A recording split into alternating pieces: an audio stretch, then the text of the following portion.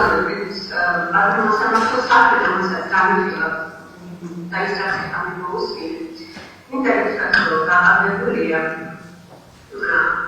საქმეში არის უძველესი და მოქმედს არის გაყალბებული. ამ საქმეში რეალობა არის მხოლოდ ის, რომ ტიკეტი ნამდვილად დავაკარი, სრულიად გააზრებულად.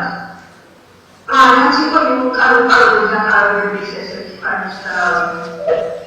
ამაყალბების ერთ-ერთი განმას შემცვლელი ნამოწმება და პოლიციის დამასწრების შედეგს.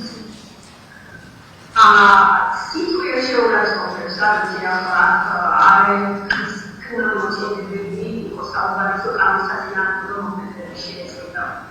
ეს არის სიტყვიერ ახერხი უწოდო ამისათინათო დაშანებია და არც მოწოდები იყო და ამას აღიარებდა უბრალოდ.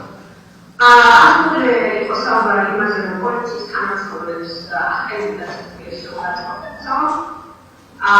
ესეც სიტყვია, რომ ვერ ნახავენ ძალიან ბევრი განსხვავება და უბრალოდ ვერ ნახავენ არც ამ ადამიანს არ ჩავწერა ეს ფრენდებს და საკუთარი